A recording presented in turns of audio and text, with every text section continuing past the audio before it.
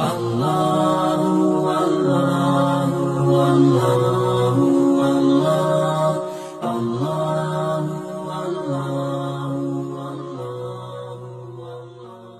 Assalamualaikum warahmatullahi wabarakatuh.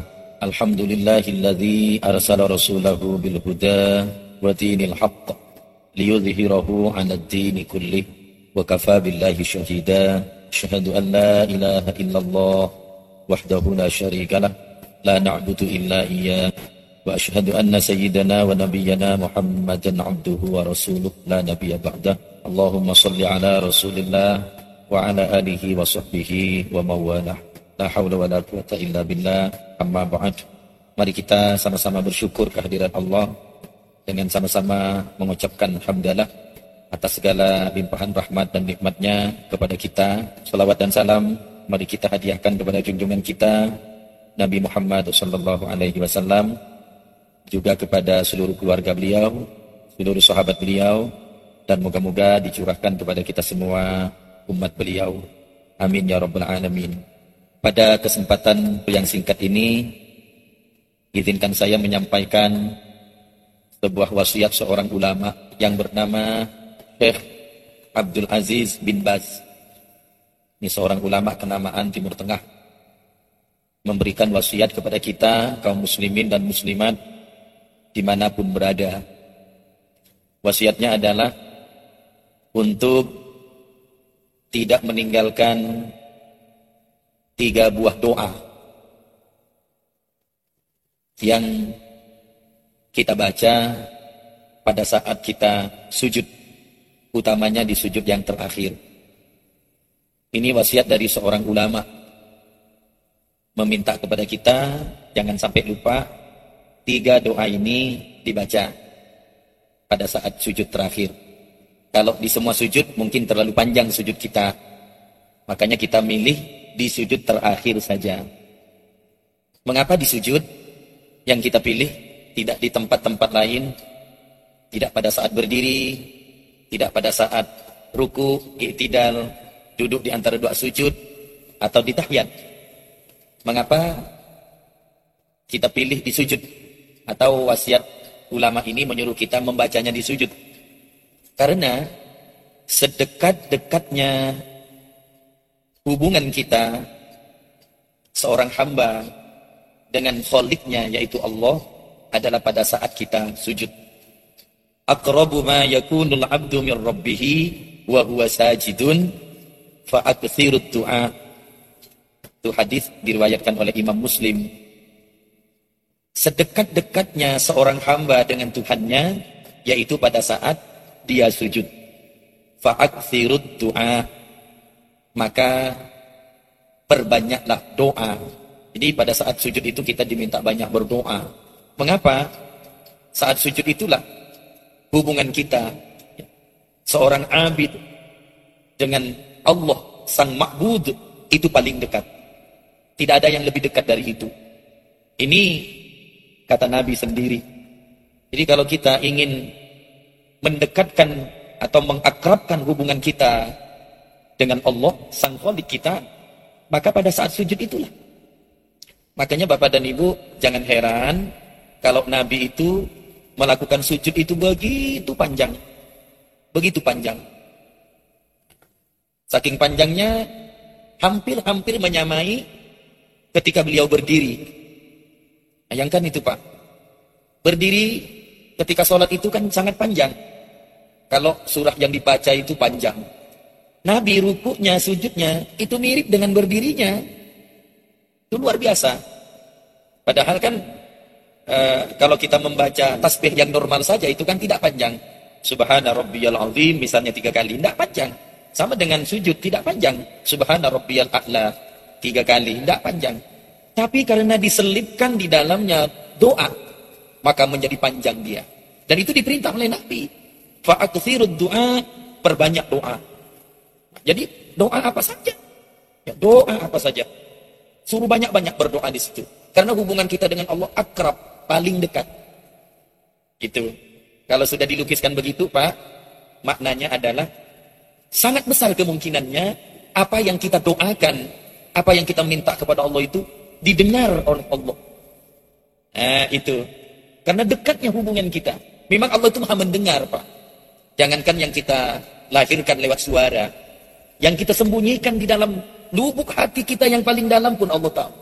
Wa in tubdu ma fi anfusikum aw tukhfuhu yuhasibukum bihillah.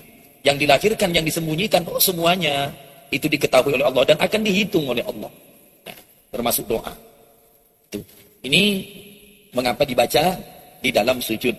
Nah, sekarang ulama. Ini ulama yang menyuruh kita. Kalau bukan kepada ulama, kepada siapa kita belajar? Dan kepada siapa kita mengikuti? Dan ulama itu adalah pewaris Nabi kita. Al-ulama warasatul anbiya. Ulama itu pewarisnya Nabi. Makanya jangan heran kalau kemudian ada ulama dilecehkan, ada ulama direndahkan martabatnya, bahkan dizalimi. Ini ramai-ramai orang melakukan pembelaan. Mengapa? Membela ulama hakikatnya membela Nabi. Mengapa? Karena ulama itulah penerus Nabi. Ya.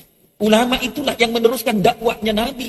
Tanpa ulama, siapa yang akan mendakwahkan Islam ini? Berkat tangan-tangan ulama, Islam ini menjadi nyebar kemana-mana. Makanya wajar, ya, jika ada ulama dihina, orang ramai-ramai melakukan pembelaan. Karena itu kebanggaan kita. Kepada ulama kita mengikuti jejak. Kita belajar kepada beliau-beliau itu. Baik belajar secara langsung, maupun tidak langsung melalui kitabnya, melalui karya-karyanya. Kita belajar kepada mereka. Oleh karena itu, ya, kita ikuti ya, apa yang dinasihatkan, apa yang diwasiatkan oleh ulama. Termasuk ini. Nah, ini Syekh Abdul Aziz bin Baz mewasiatkan kepada kita untuk membaca. Mudah-mudahan 3 doa ini, walaupun sekilas saya sampaikan nanti, salah satunya ada yang nyantol, ada yang diingat. Alhamdulillah kalau 3-3-nya. Ini doa sudah familiar, sudah terbiasa, hanya mungkin kita tidak membacanya selama ini. Yang pertama adalah Allahumma inni as'aluka husnal khatimah.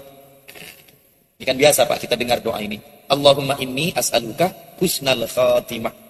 Ya Allah, aku mohon kepadamu, atau aku minta kepadamu husnul khatimah. Baik penghabisan. Nah, kita kan berlindung kepada Allah Pak, min su'il khatimah, dari jelek penghabisan. Tidak ada yang kita dambakan di dunia ini Pak, kecuali di penghujung hayat kita itu dalam keadaan baik, dalam keadaan husnul khatimah. Itu yang kita minta. Siapa yang menjamin bahwa kita itu husnul khatimah? Tidak ada. Ya, ulama sekalipun, abid sekalipun, tidak ada yang menjamin yang bersangkutan husnul khatimah, tidak ada. Makanya kita minta kepada Allah.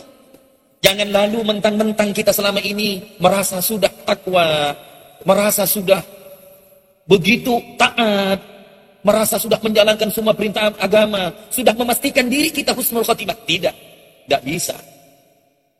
Apakah husnul khatimah atau su'ul khatimah? Itu hak prerogatif Allah semuanya. Makanya kita minta. Jangan sampai di ujung hayat kita dalam keadaan su'ul khatimah. Itu. Tidak bisa Pak. Kita pastikan, saya pasti husnul khatimah. Nggak bisa. Nggak bisa. Kita mau mati seperti apa? Penyebab kematian kita apa? Di mana kita mati? Tidak ada yang tahu. Kondisi kita mati seperti apa? Husnul khatimah atau su'ul khatimah? Nggak ada yang tahu. Makanya wajar kita minta, Allahumma inni as'aluka husnal khatimah. Ini mudah-mudahan bisa diingat. Allahumma inni as'aluka husnal khatimah. 1. Yang kedua, Allahumma rizukni taubatan nasuha qoblal maut. Ya Allah, karuniai hamba taubat nasuha sebelum mati. Itu yang kita minta. Taubat nasuha itu taubat yang sungguh-sungguh. Taubat yang membawa kita tidak melakukan lagi maksiat, mungkarat, dosa kepada Allah. Selama kita mengulangi dosa yang kita lakukan, belum nasuha kita Pak. Taubat kita hanya taubat reguler saja, taubat harian saja. Yang kita minta adalah taubat nasuha, taubat yang betul-betul tidak lagi membawa diri kita masuk kepada lembah dosa. Itu taubat nasuha. Itu yang kita minta sebelum mati. Sebelum mati. Jadi sebelum maut menjemput kita sudah berada dalam kondisi taubatan nasuha. Makanya harus diminta ini. Sama dengan yang pertama, tidak ada jaminan Pak. Di ujung kita sudah taubat nasuha atau belum? Tidak ada jaminan. Makanya yang ini kita minta juga. Jangan sampai tobat kita tobat sambal. Apa maksudnya tobat sambal, Pak? Cuma pedas sebentar. Seperti makan sambal, pedas sebentar, nanti hilang pedasnya. Taubat kita mungkin selama ini seperti itu. Ada kalanya kita taubat sungguh-sungguh, tapi tidak begitu lama kita lakukan lagi dosa itu. Itu namanya taubat sambal. Yang kita minta tidak seperti itu. Yang kita minta taubatun nasuha. Taubat yang sungguh-sungguh. Ini mesti kita minta, di samping ada upaya untuk itu. Yang terakhir, Allahumma ya muqallibal qulub, tsabbit qalbi ala dinik. Ya Allah, wahai yang membolak-balikkan hati, kuatkan hatiku ala dinik, atas agamamu. Jadi kita minta ditetapkan hati kita dalam agama Allah, yaitu agama Islam, sebelum kita mati. Sebab tidak ada yang bisa menggaransi apakah kita mati muslim atau kafir. Tidak ada, Pak. Makanya Allah mewanti-wanti kita, wala tamutunna illa wa antum muslimun. Jangan engkau mati kecuali kamu dalam keadaan muslim. Ini kan peringatan Allah. Artinya apa? Begitu banyak orang yang ketika sehat, ketika hidup dalam keadaan muslim, tapi begitu ajal menjelang, berubah hatinya, berbalik hatinya, menjadi ingkar kepada Allah. Kata Nabi, ya, nanti akan ada satu masa ketika pagi orang muslim Islam, sore sudah kafir. Ketika sore muslim, pagi dia kafir. Begitu fluktuatif, begitu mudah berubah, karena hati ini memang mudah berubah. Makanya kita minta, ya muqallibal qulub, wahai yang membolak-balikkan hati, tsabbit qalbi, tetapkan, kuatkan hatiku ala dinik, atas agamamu. Ini yang kita minta.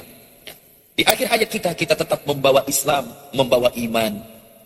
Ini 3 doa yang sangat penting, Pak, untuk kita amalkan. Allahumma inni as'aluka husnal khatimah. 1, Allahumma rizukni taubatan nasuha qoblal maut. 2, dan yang terakhir, Allahumma ya muqallibal qulub, tsabbit qalbi ala dinik.